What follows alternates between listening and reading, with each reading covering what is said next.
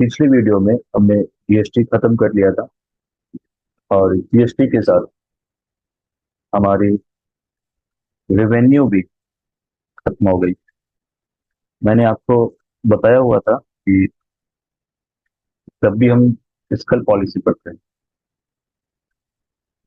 तो fiscal policy के तीन कंपोनेंट हैं: रेवेन्यू, एक्सपेंडिचर एंड बोरोइंग। इसमें रेवेन्यू मैंने आपको दो तरीके के रेवेन्यू बताए थे: tax revenue and non tax revenue.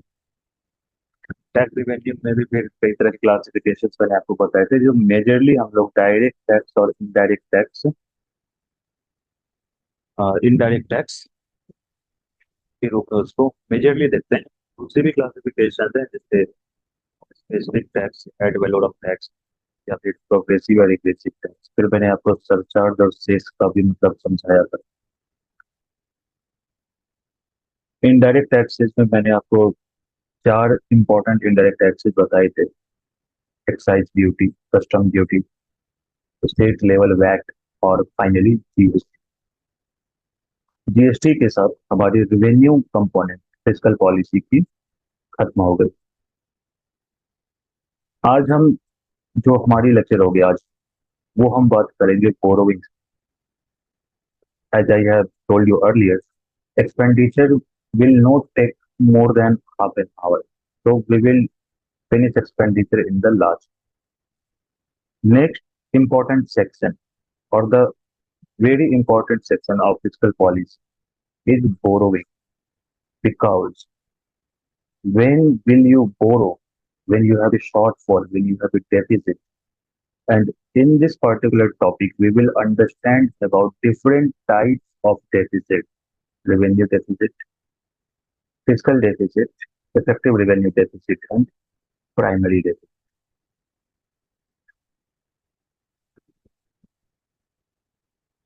और ये जो डेफिसिट वाली पोर्शन, ये अगर आप 2025 की भी पेपर देखेंगे तो उसमें आपको सीधा सीधा सवाल यहाँ से पूछा हुआ है, आपको मतलब कि कैलकुलेट करनी दी गई थी। तो आप वो क्वेश्चन तभी कर पाते हैं ना जब आपकी यहाँ पे कॉन्सेप्ट पता हो उसी बारे में। तो दिस इज, और ये तो बस 2025 की बात नहीं है, 2025 में तो दो सवाल थे ऐसे ऐसे, लेकिन पहले भी बोरोइंग से लेकर के, डेफिसिट से लेकर के कई सारे सवाल पूछे जा चुके हैं, यूपीएससी हो या फिर कोई भी स्टेट पब्लिक सर्विस कमीशन की एग्जामिनेशन हो। लेकिन सिर्फ एग्जामिनेशन तक की बात नहीं, in our general understanding also, in our general terms also, these deficits tell a lot about the health of our economy. So we keep on talking everywhere. This is our GDP, this is our economy is going good, our economy is progressing. But until and unless we have a clear idea about this particular thing, borrowing, we will never understand the status of our economy or health of our economy completely. So it becomes imperative for us to learn this particular topic: borrowing. Every country borrows. There is nothing wrong with borrowing. I must tell you this at the very beginning. Also, I will tell you this at the later stage also, and you will understand this as well. There is nothing wrong with borrowing. So let's begin our lecture. You will give the heading borrowings of the government, or simply borrowing or government borrowing, जैसा भी आप topic डालना चाहते हैं।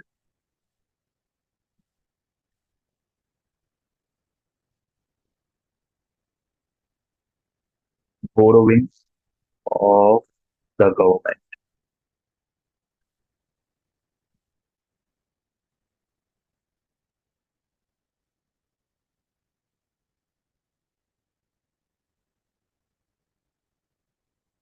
What is borrowing? Why do governments borrow? Why do we borrow? Try to correlate with your situation, your family situation, because economic देखो यहाँ पे unit अगर हम कंट्री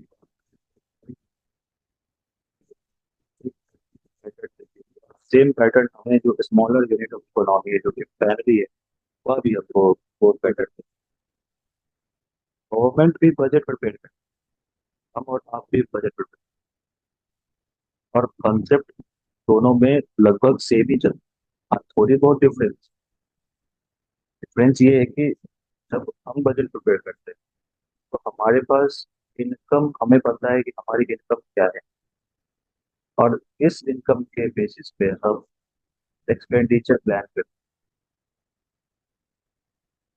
लेकिन जब गवर्नमेंट बजट प्रिपेयर करती है तो गवर्नमेंट पहले से एंटिसिपेट करती है कि इस सेक्टर में इस डिपार्टमेंट में इस industry में एक्सपेंडिचर होगा government says that okay this is our expenditure and to meet this expenditure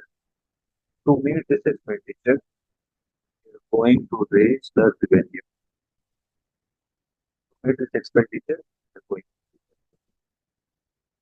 also the budget prepared by us is the monthly budget but the budget prepared by the government is annual budget. These two are the major difference but you must understand when government prepares budget government estimates its expenditure first and then it tries to raise the revenue and it tries to find the different sources from where it has to raise the revenue. This is budget. Generally, what happens? There is a shortfall always. India always had a shortfall. So when there is a shortfall,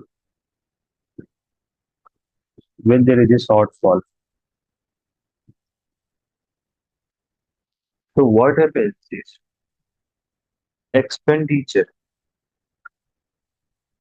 expenditure always exceeds revenue. Always expenditure always exceeds revenue. So in this case, there is a shortfall. There is a shortfall. We call it deficit. This shortfall. We call it deficit. Deficit. Expenditure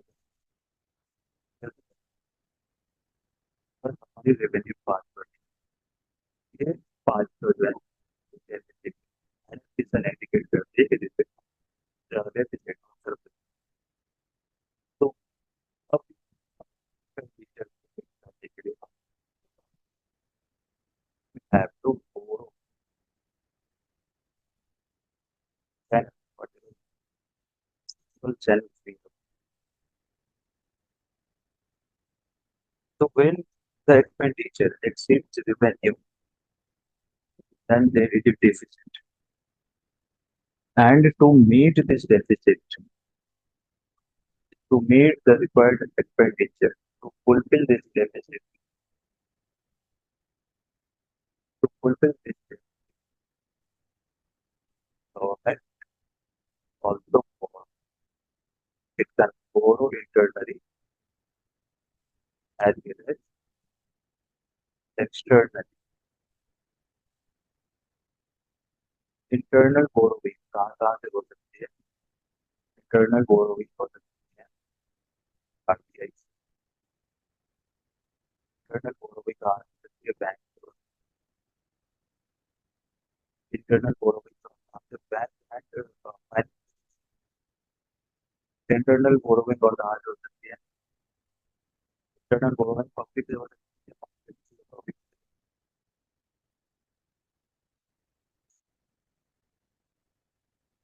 जैसे provident fund saving fund तो government borrows internally और government can borrow externally और तो multilateral institution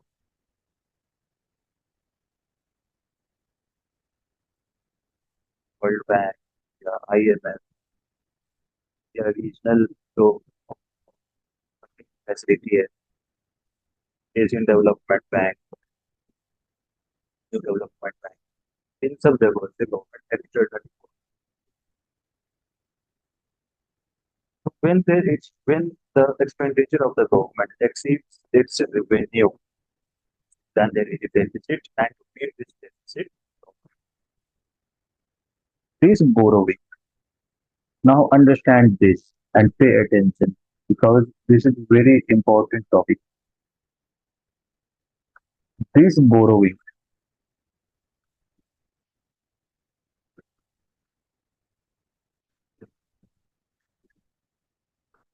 is reflected in the budget as deficit.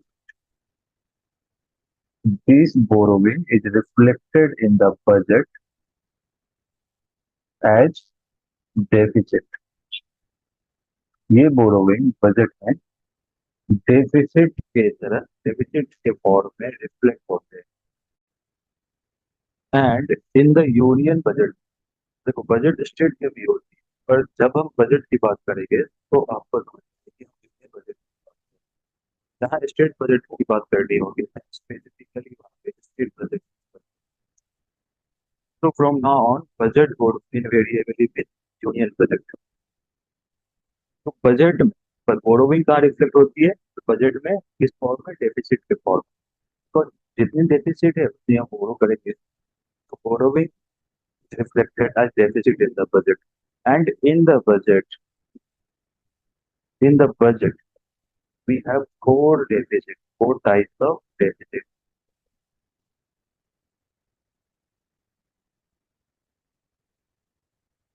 In the budget, we have four types of deficit, and they are number one, revenue deficit.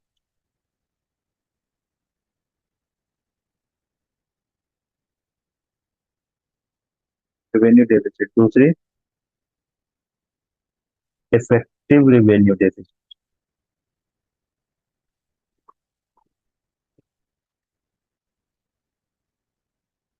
Effective revenue deficit. तीसरी, most important, fiscal deficit.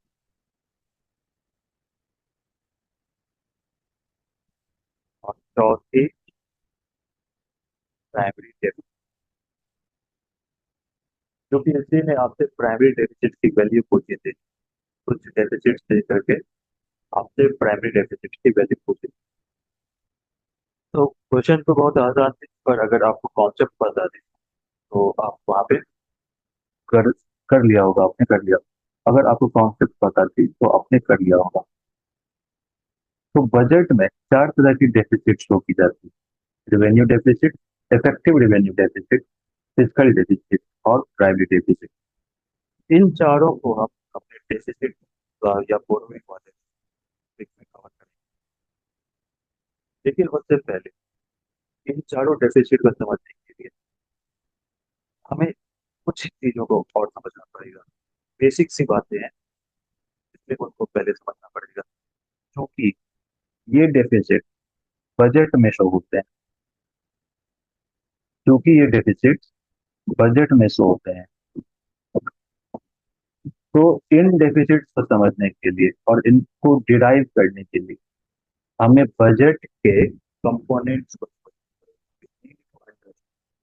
the components of budget because these deficits are reflected in the budget. So your next heading should be components of budget. Components of budget.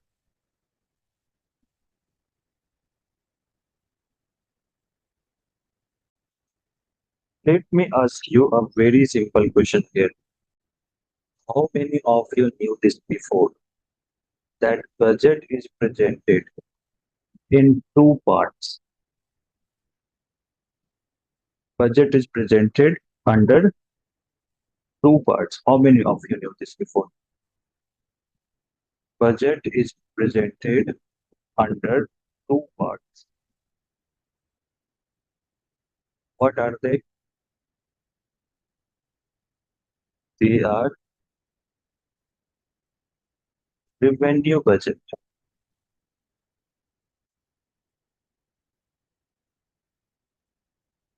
And second, capital budget.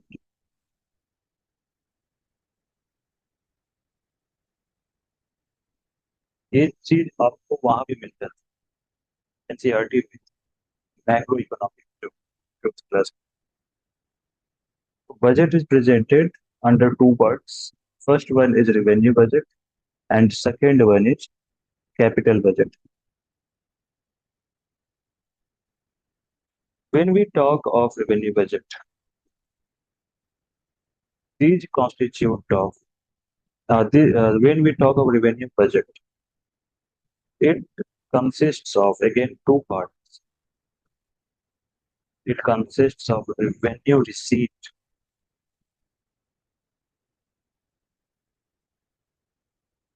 and revenue expenditure.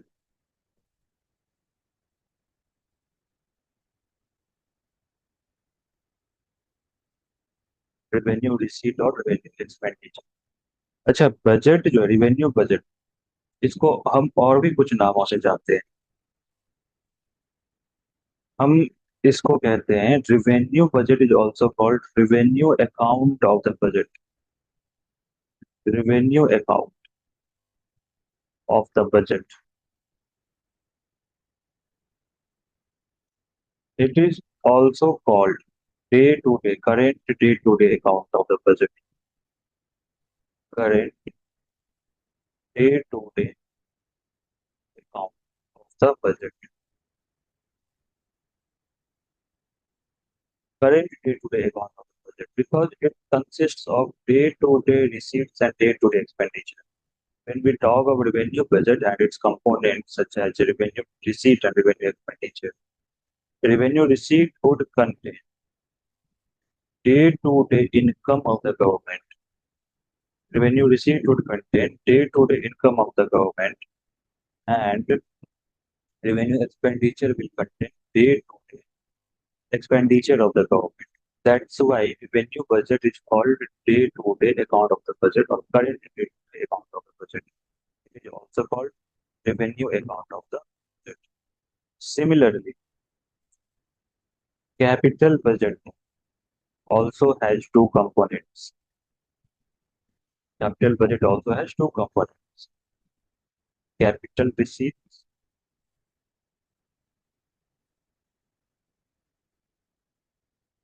capital expenditure. Capital receipt और capital expenditure कई बार UPSC में भी एक बार पूछ सकते हैं. और आप कोविड के समय में भी काफी इस टर्म को देखा होगा कैपिटल एक्सपेंडिचर को.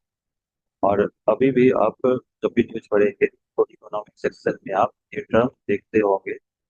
यही कैपिटल एक्सपेंडिचर को हम कैपेक्स कहते हैं. तो कई बार आप कैपेक्स टर्म पढ़ते होंगे. Capex is nothing but capital expenditure and it is the expenditure component of the capital budget part of the union budget. So union budget को दो पार्ट में प्रेजेंट की जाती है, revenue budget और capital budget. Revenue budget is also called revenue account of the budget and it consists of government day-to-day revenue and day-to-day expenditure. Revenue budget is further classified as revenue received and revenue expenditure. Similarly, capital budget consists of capital receipts and capital expenditure. It does not contain day-to-day account, day-to-day expense or day-to-day revenue. Rather, it is of long-term nature. It is of long-term nature, and capital budget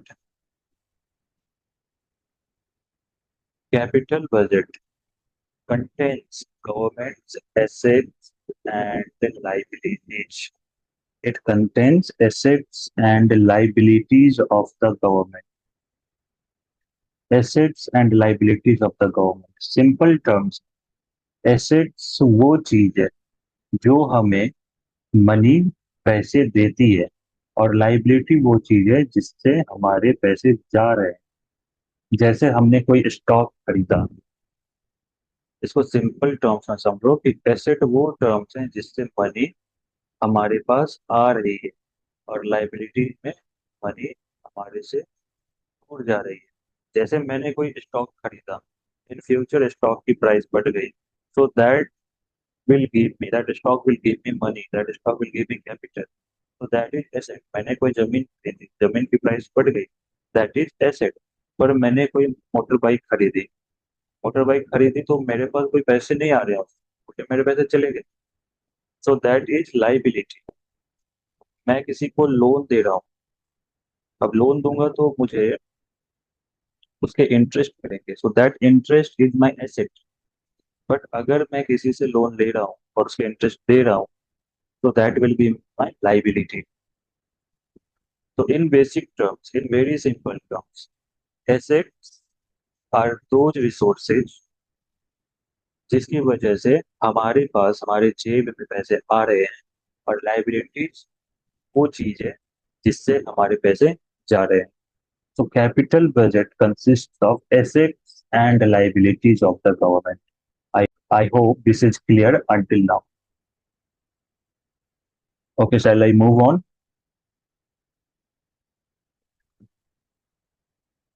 So this is the component of budget, revenue budget and capital budget. I hope ये distinction आपको clear होगी. Okay. Now what does revenue receipt contains? Revenue receipt में क्या होती है? Day to day income government की क्या होती है? इसको सेपरेटली हम लिख सकते हैं। इसको सेपरेटली लिखने का फायदा ये है कि आगे हमें इसकी जरूरत पड़ेगी।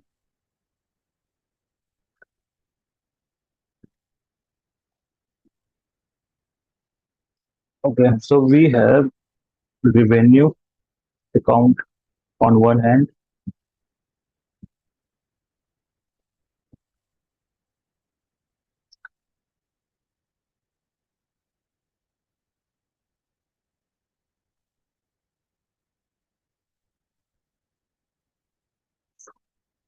रेवेन्यू अकाउंट में पहली कंपोनेंट है, इसको रोमन वन लिख लो,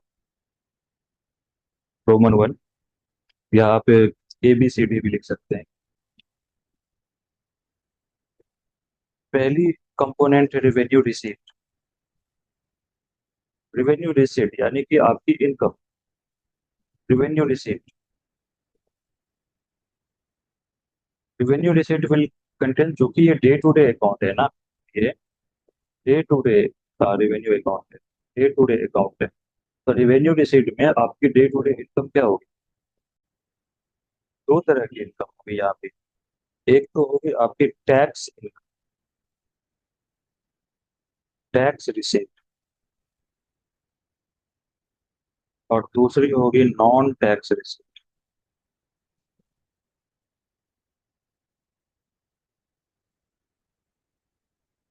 टैक्स रिसीट और नॉन टैक्स रिसीट।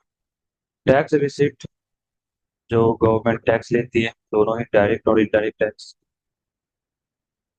डायरेक्ट और इनडायरेक्ट टैक्स जो गवर्नमेंट लेती है, वो गवर्नमेंट की टैक्स रिसीट है। इसके बारे में हमने पढ़ा हुआ है इससे पहले। तो वो गवर्नमेंट की टैक्स रिसीट में आ जाएगी। नॉन टैक्स रिसीट में आ जाएगी, जो कि डे टू डे बेसिस पे, डे टू डे बेसिस मतलब जरूरी नहीं कि हर दिन हो, एक जल्दी जल्दी या फिक्स इंटरवल पे हो। तो नॉन टैक्स रिसीट, जैसे अब इंटरेस्ट गवर्नमेंट को आ रही है, कहीं गवर्नमेंट ने लोन दिया हुआ है, उसकी इंटरेस्ट गवर्नमेंट को मिल रही है, इंटरेस्ट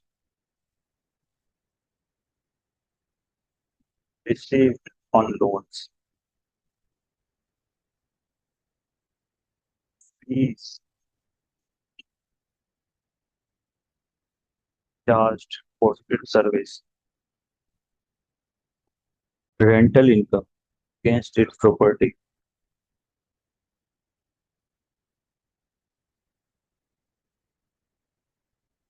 और क्या हो सकती है? Rental income against it's property, और बहुत important, dividends from PSUs including reserve bank.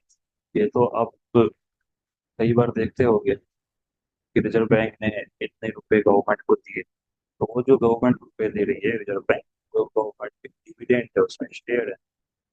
तो डिविडेंड्स फ्रॉम PSUs और gifts and grants received by the government, gifts और and grants received by the government, ये गवर्नमेंट की नॉन टैक्स रिसीव है। इसके अलावा स्पेक्ट्रम से जो डिविडेंड आ रही है, वो भी गवर्नमेंट की नॉन टैक्स रिसीव में आती है। तो ये गवर्नमेंट की डे टू डे इनकम है। ये फिक्स टाइम पे समय समय पर इसको फ्रिक्वेंटली मिलती रहती है, इसलिए इसको डे टू डे इनकम कहते हैं। और इसमें रिवेन्यू रिसीट, ध्यान देना इस बात पे, रिवेन्यू रिसीट में आप देखेंगे तो इसमें कोई डेट नहीं गवर्नमेंट को देनी पड़ रही है। There is no debt, there is no debt registered on the government. Government fees जब चार्ज करती है, जब या जब अपने लोन की इंटरेस्ट रिसीव करती है, उसके बदले गवर्नमेंट को चुकाना नहीं है। डिविडेंड्स के बदले में गवर्नमेंट को कुछ भी नहीं चुकाना है। गवर्नमेंट को जो गिफ्ट्स या ग्रांट्स मिल रही है वो गवर्नमेंट को लौटाने नहीं है। तो रेवेन्यू रिसीट में कोई भी डेट नहीं मिल रही है, गवर्नमेंट के ऊपर कोई डेट नहीं लग रही, डेट नहीं लग रही है। प्लस इसकी कोई भी एसेट, इसकी कोई भी asset is not lost, government की कोई एसेट नहीं जा रही, गवर्नमेंट के ऊपर कोई भी लाइबिलिटी नहीं है, गवर्नमेंट के ऊपर कोई भी लाइबिलिटी नहीं है। और वैसे भी जो एसेट और लाइबिलिटी, उसका लेखा जोखा कैपिटल बजट में है, रिवेन्यू बजट या रिवेन्यू अकाउंट में उसका लेखा जोखा। Revenue account consists of day to day revenue और day to day receipt and day to day expenditure of the government. Day-to-day receipt or revenue receipt can be of two types: tax receipt and non-tax receipt. Tax receipt is all those direct and indirect taxes that we have talked about in our earlier classes. And non-tax receipts: interest received on loans, fees charged, rental income, dividends from PSU, dividend from the spectrum, gifts and grants received. ये सभी non tax receipt हैं। मैंने आपको एक बार बताया था कि जो गवर्नमेंट की इनकम है नॉन टैक्स रेवेन्यू, उसमें डिसइन्वेस्टमेंट भी आती है, उसमें एसेट मोनेटाइजेशन भी आती है। तो मुझे सोच के बताना, 2 मिनट के लिए वीडियो पॉज करना और सोच के बताना कि नॉन टैक्स रिसीट में, रेवेन्यू अकाउंट में, रेवेन्यू अकाउंट में डिसइन्वेस्टमेंट को लिखा जा सकता है या नहीं, डिसइन्वेस्टमेंट या सेल ऑफ एसेट, इसको लिखा जा सकता है कि नहीं, डिसइन्वेस्ट, और क्यों नहीं लिखा जा सकता। मुझे पूरी उम्मीद है कि आपने सोचा होगा, आपने कोशिश तो बिल्कुल की होगी। इसका सिंपल सा आंसर है कि जब हम डिसइन्वेस्टमेंट करते हैं, तो डिसइन्वेस्टमेंट में, हाँ वो अलग बात है कि हमारे पास पैसे उसके आते हैं, डिसइन्वेस्टमेंट करने से हमारी रेवेन्यू बढ़ती है, but that revenue is capital receipt. Capital receipt इसलिए है क्योंकि यहाँ पे हमारे एसेट की लॉस हो रही है, हमारे एसेट की लॉस हो रही है। Plus this is not a recurring, ऐसा नहीं कि गवर्नमेंट रोज उठती और डिसइन्वेस्टमेंट करती है। If you read the newspaper, you will come across terms such as strategic disinvestment. So disinvestment is a strategy. There are different types of disinvestment. So it is done strategically. So it is not in the routine of the government that every day it wakes up and it sells its assets or it disinvests its assets.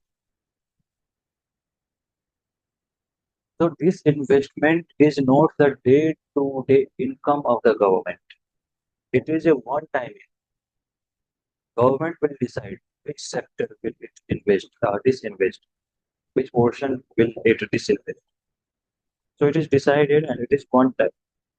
Therefore, this investment does not come under revenue receipt. इस investment से हमारी asset की loss हो रही है.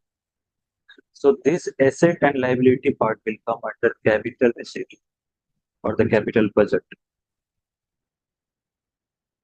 So I hope this distinction will make you understand better about revenue receipt and capital receipt. So this is the revenue receipt part. Second part is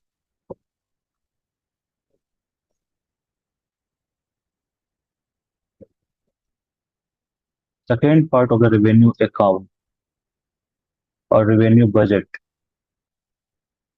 If there is receipt, then there is revenue expenditure. Just like revenue receipt, revenue expenditure is the day-to-day expenditure of the government. Revenue expenditure is the day-to-day expenditure of the government. Revenue expenditure is the day-to-day expenditure of the government. Now, this day-to-day expenditure can again be classified as developmental expenditure, developmental expenditure, and non-developmental expenditure. Developmental expenditure और non developmental expenditure में day to day expenditure या revenue expenditure को हम classify कर सकते हैं. Developmental expenditure वो expenditure होती है डेवलपमेंटल एक्सपेंडिचर वो एक्सपेंडिचर होती है जिसमें जिसमें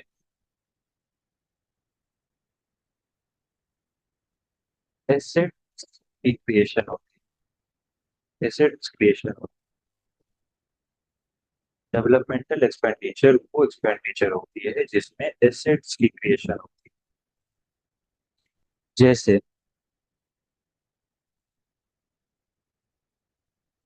गवर्नमेंट अगर हेल्थ पे एक्सपेंड कर रही है, expenditure on health, expenditure on expenditure on education, expenditure on infrastructure, ये सभी है गवर्नमेंट की डेवलपमेंटल एक्सपेंडिचर.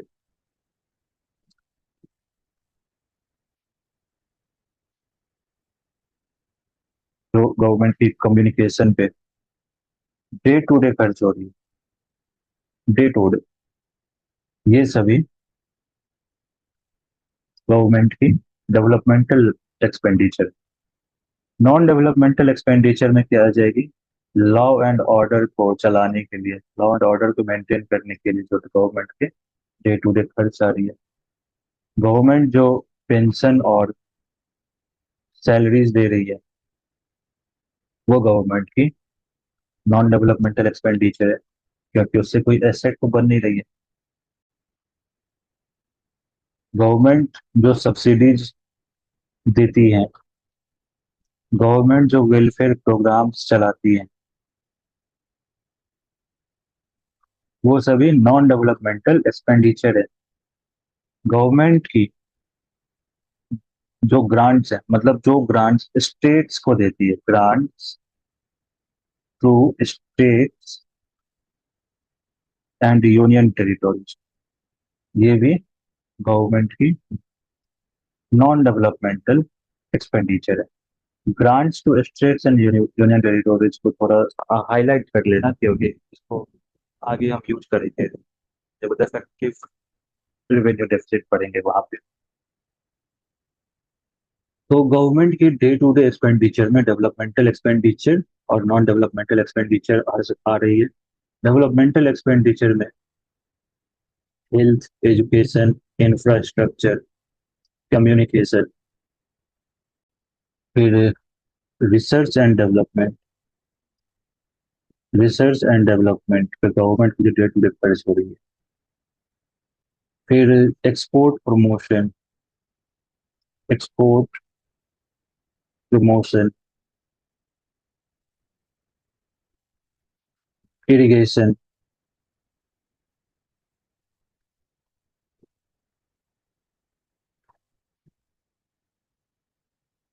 इरिगेशन। तो ये सभी गवर्नमेंट की डेवलपमेंटल एक्सपेंडिचर है। अब यहाँ पे एक चीज समझना कि देखो, जब हम डेवलपमेंटल एक्सपेंडिचर को रिवेन्यू एक्सपेंडिचर के अंतर्गत डेवलपमेंटल एक्सपेंडिचर की बात कर रहे हैं,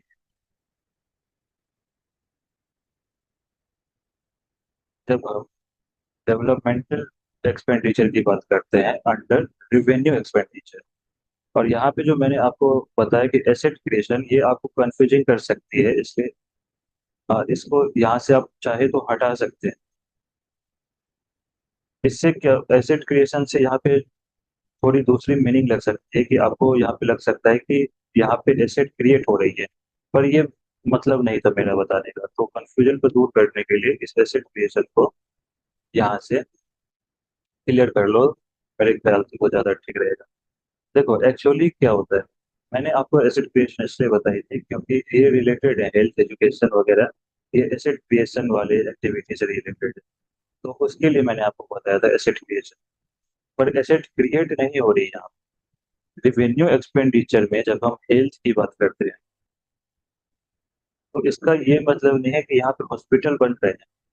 इसका मतलब है कि ये हॉस्पिटल चलाने में जो खर्च आ रहा है, हेल्थ एडमिनिस्ट्रेशन का जो खर्च है, गवर्नमेंट जो सरकारी अस्पताल चलाती है, गवर्नमेंट हॉस्पिटल चलाती है, गवर्नमेंट स्कूल जो चलती है, स्कूल, यूनिवर्सिटीज, कॉलेजेस, तो इसके एडमिनिस्ट्रेशन और management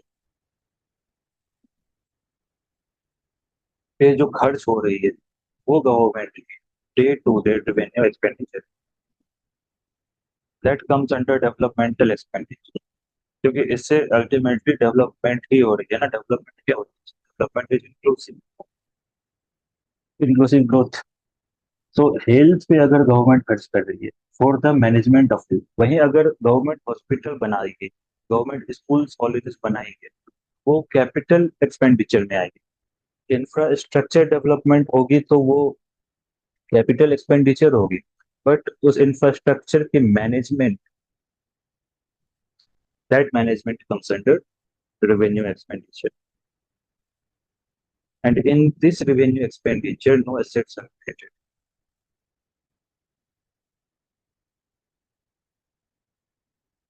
So I'm very sorry if I uh, confused you over here, जब मैंने आपको वहां पे एसेट क्रिएशन वाली बात कही थी, तो उसका मतलब ये नहीं था कि उसमें एसेट क्रिएट हो रही। वो मैंने डेवलपमेंटल एक्सपेंडिचर का जो जनरलाइज्ड पर्सपेक्टिव, वो मैंने आपको बताया था। But when we talk about developmental expenditure under revenue account or revenue expenditure, it does not mean that it is creating an asset.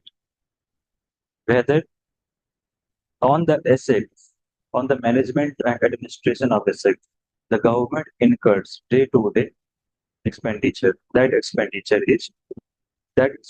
comes under developmental expenditure. I hope now I have made myself clear. Then there is non developmental expenditure, जैसे government, police प्रशासन वगैरह government को चलाना पड़ता है, तो उस पर जो खर्चा है उससे कोई एसेट तो बन नहीं रही है ना। तो वो लॉ एंड ऑर्डर को चलाने के लिए या सिविल एडमिनिस्ट्रेशन को चलाने के लिए, पेंशन सैलरी देने के लिए सब्सिडी चलाती है गवर्नमेंट, वेलफेयर प्रोग्राम्स चलाती है गवर्नमेंट, और स्टेट्स को और यूनियन टेरिटोरीज को जो समय समय पर ग्रांट्स देती है, समय समय पर ग्रांट्स देती है, वो ग्रांट्स भी गवर्नमेंट की नॉन डेवलपमेंटल एक्सपेंडिचर के अंदर आती है। So the first part is complete, the revenue account of the budget. Now we talk about the second part of the budget, which is second part of the budget,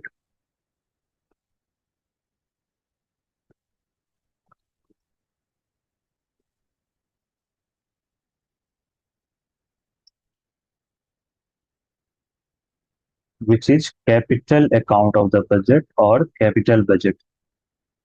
और capital budget में भी हमने दो part देखा था, capital receipt and capital expenditure.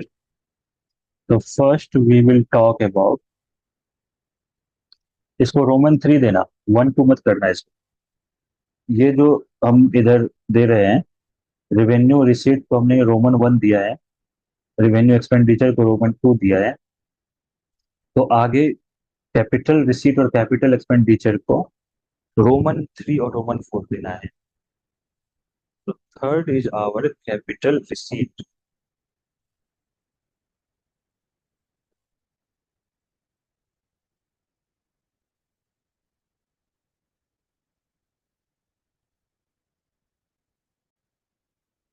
और capital receipt के अंदर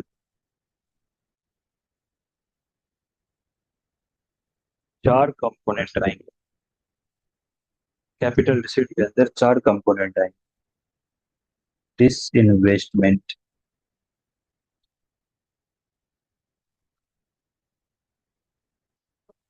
B sale of assets,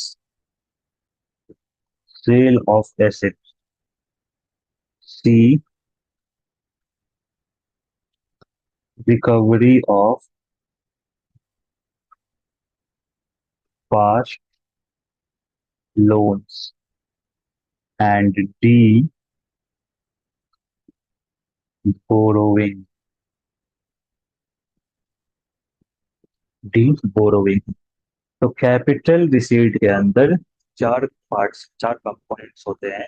disinvestment, sale of assets, recovery of past loans, borrowing. Disinvestment मैंने आपको पहले भी समझाया है, और सेल ऑफ एसेट्स डिसइन्वेस्टमेंट से मिलता जुलता इसमें कॉन्सेप्ट है। जैसे डिसइन्वेस्टमेंट अगर समझ रहे हैं, divide comes under capital capital receipt, same concept is applied for sale of assets. Now, when we talk about the recovery of past, it comes under capital receipt, and the interest received on loans, it comes under revenue receipt. Why is it so? My question is, why interest received on loans come under revenue receipt and recovery of past loans comes under capital receipt? It's simply because interest is paid frequently on a fixed interval from time to time, and past loan when past loan is recovered, it is a one-time recovery, one-time payment. Also, in the recovery of past loans, understand this: when you recover the past, your source of revenue cease to exist, because when there is loan, you get interest. You get interest on loans. So when the loan is completely paid off, you stop receiving interest. That means your revenue is, your asset is here, lost, gone. So recovery of past loans comes under capital receipt. And borrowing, although although when you borrow, you have to pay interest. So interest payment, it comes under your day-to-day expenditure. But when you borrow, you get a lump sum amount in one go. That's why it comes under capital receipt.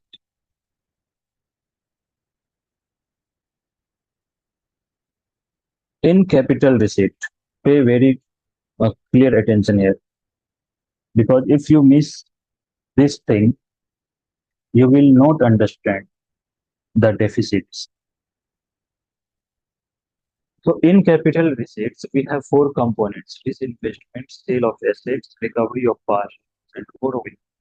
Now think and tell me, इन चारों में से कौन ऐसी component है जिसमें डेप्ट create हो रही है और इसमें डेप्ट क्रिएट नहीं हो रही है। मुझे सोच के बताना, जब भी हम डिसइन्वेस्टमेंट करते हैं अपनी एसेट्स की, क्या उसमें हमें डेप्ट देना पड़ता है? हमारे ऊपर कोई डेप्ट आती है? हमारे ऊपर डेप्ट नहीं आती है। जब हम अपनी एसेट्स को बेच रहे हैं तो हमें पैसे देने हैं क्या? हम we ओwe someone? No, we don't owe to someone. So sale of assets do not create debt over us. Recovery of past loans, we are recovering our loans, so we do not have to pay someone. Recovery of past loans also do not incur debt to us. Now when we borrow something, that borrowing creates debt over us. We owe someone this amount and plus interest. So that creates debt over us. Therefore, the first three, A, B, and C, these are categorized as non-debt creating capital receipts. Non-debt creating capital receipts, and borrowing is debt creating capital receipts. अभी के लिए इसको इतना ही समझना है कि तीन capital receipt के तीन component, disinvestment, sale of real assets और पास्ट लोन्स की रिकवरी, हमारे ऊपर डेब्ट क्रिएट नहीं करती है। So it is categorized as non-debt creating capital receipts. And since borrowing creates debt to us on us, so their borrowing comes under debt creating capital receipt. Debt creating capital receipt. इस चीज की use हमें होगी physical deficit को समझने में। इसलिए यहाँ पे ये डिस्टिंक्शन आपको समझाना जरूरी है। तो कैपिटलिस्ट कैपिटल रिस्क। अब चौथी कंपोनेंट ऑब्वियसली कौन सी होने वाली है? Capital expenditure. Capital expenditure,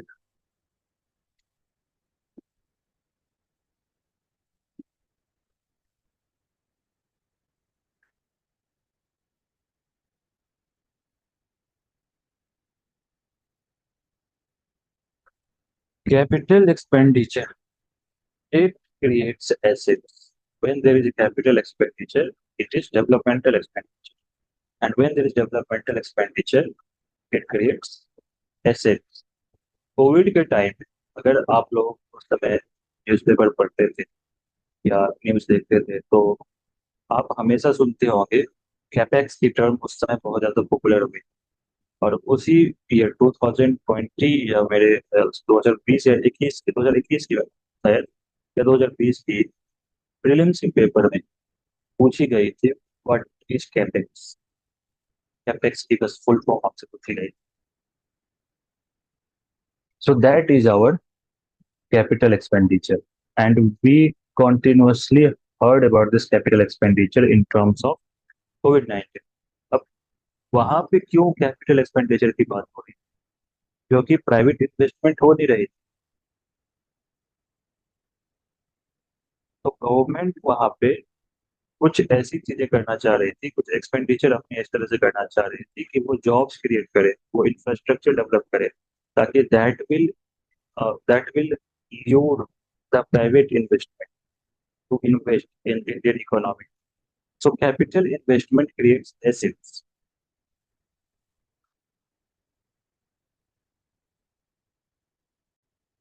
So capital investment creates assets. And since it comes under capital budget, so capital budget में जैसे हम पीछे हमने देखा था, इसमें एक मिनट के लिए हम पीछे चलते हैं। ये चीज कि जैसे रिवेन्यू बजट, कोई डेब्ट क्रिएट नहीं हो रही है, एसेट की कोई नुकसान नहीं पहुंच रही, ना ही कोई हमारे ऊपर लाइबिलिटी हो रही, तो वही कैपिटल में हमारे ऊपर ये सभी होगी। कैपिटल बजट की जब हम बात करेंगे तो ये सभी चीजें हमारे ऊपर होगी। एसेट की भी क्रिएशन होगी, एसेट की भी नुकसान होगी, लाइबिलिटी आएगी, लाइबिलिटी जाएगी। सो कैपिटल एक्सपेंडिचर में एसेट क्रिएट हो सकती है या लाइबिलिटी जा सकती है। सो इफ तो यहाँ पे तीन चीज कैपिटल एक्सपेंडिचर में मेनली हम यहाँ पे दिखते हैं। तो एक तो हो गई हमारी repayment of past loans, repayment of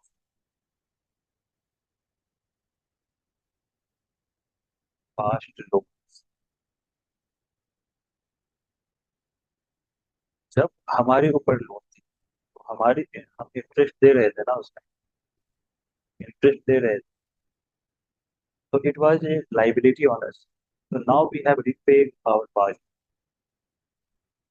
That liability is now removed। और जो हमारी एसेट लॉस हो रही थी, एसेट इन द सेंस कि हमारी मनी जा रही थी in the form of interest, तो वो भी मनी हमारी अभी बचेगी। तो repayment of past loans comes under capital expenditure.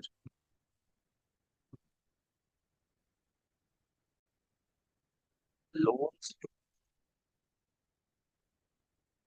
States and union territories. जब गवर्नमेंट, सेंट्रल गवर्नमेंट स्टेट्स और यूनियन टेरिटोरीज को लोन्स देती है, तो बदले में स्टेट्स इनको इंटरेस्ट भी देगी, बदले में इसको इंटरेस्ट देगी। तो ये जो लोन्स देती है वो तो है तो expenditure, but that expenditure is creating asset. Therefore, loans to states and union territories comes under capital expenditure. Now, the third component of capital expenditure is infrastructure development. Infrastructure development.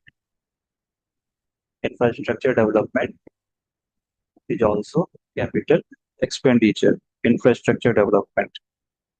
Infrastructure development में क्या होता है कि alt देखो, initially शुरुआत में या तुरंत हमें यहाँ पे कोई भी इसका फायदा नहीं नहीं नजर आता है, but may be over a longer period of time this expenditure starts giving us some profits. So if government makes some roads, so then this road will help in the better transportation। अगर transportation better है तो यहाँ पे private investment भी आएगी, साथ में private investment आएगी, इंडस्ट्रियल डेवलपमेंट होगी, तो ultimately it will economic growth भी होगी, इससे इससे जॉब क्रिएशन भी होगी। So this is creating asset for us. तो infrastructure development comes under capital expenditure. School बनाई जा रही है, तो in the shorter run it is a government expenditure, but वहां से अगर स्कूल की क्वालिटी बेटर है, स्कूल के एजुकेशन को बेहतर किया जाए और वहां से जो बच्चे आगे निकल करके जॉब्स करते हैं या कुछ भी अपने फील्ड में करते हैं, तो अल्टीमेटली उससे इकोनॉमिक ग्रोथ ही होती है as well as societal growth. Similarly health में भी अगर बेटर हेल्थ केयर गवर्नमेंट देती है, बेटर हेल्थ केयर प्लेसमेंट करती है, तो उससे burden of disease, out of pocket expenditure, ये सब भी कम हो जाएगी। तो जो इसकी हेल्थ की जो वीसीएस साइकिल क्रिएट हो जाती है, वो वीसीएस साइकिल क्रिएट नहीं होगी, बल्कि एक वर्चुअस साइकिल क्रिएट होगी। तो हेल्थ और पॉवर्टी के बीच एक वीसीएस साइकिल होती है। इफ यू आर अनहेल्दी और if you are disease, so it will breed poverty, and poverty breeds diseases।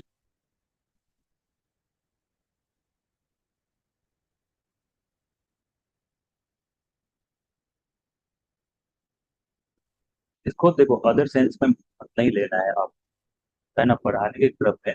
कई बार ऐसा होता है कि जो आइडिया होती है वो पूरी तरह से मतलब कॉन्वे नहीं हो पाती। अब यहाँ पे क्या है कि डिजीज और पॉवर्टी की भी कोरिलेशन बताया, इससे एक जो है ना वो मतलब एक सॉर्ट ऑफ आपको प्रिजुडाइज जैसी चीज लग रही होगी, बट एक्चुअली इसका मतलब ये नहीं है कि कोई गरीब है तो वो बीमार होगा, नहीं, इसका ये मतलब नहीं।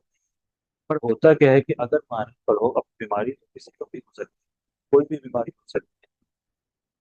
तो मान लो कि पॉवर्टी का मतलब है कि जैसे आप गरीब कोई बस्ती देख रहे हैं, तो वहाँ की सैनिटेशन सिस्टम किस तरह की होती है, ये क्या कहने की बात तो नहीं है, आपको बेटर पता हो। तो इसकी वजह से कई तरह के vector borne diseases, malaria, dengue वगैरह ये सब ये होता है। अब उससे क्या होगा कि आप हॉस्पिटल जाएंगे, आपकी एक्सपेंडिचर बढ़ेगी हेल्थ के ऊपर, एक्सपेंडिचर बढ़ेगी आपके आउट ऑफ पॉकेट,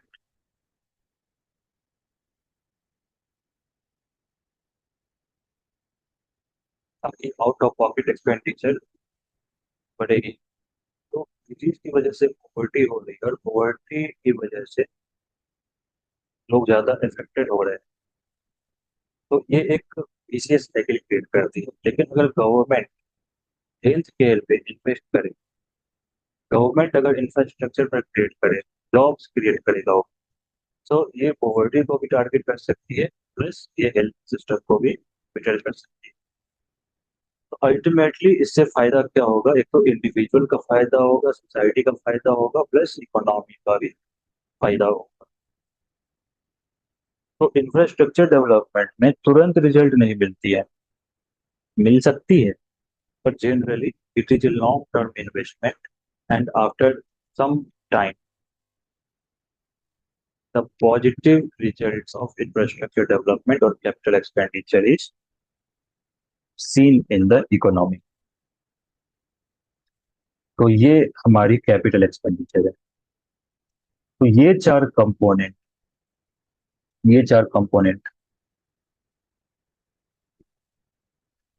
अब आपको मेरे ख्याल से समझ में आ गई होगी। अब ये चार कंपोनेंट एक बार आप रिवाइज कर लेंगे, इसके बाद नेक्स्ट वीडियो में हम लोग डेफिसिट के ऊपर बात करेंगे और चारों तरह की डेफिसिट को समझेंगे।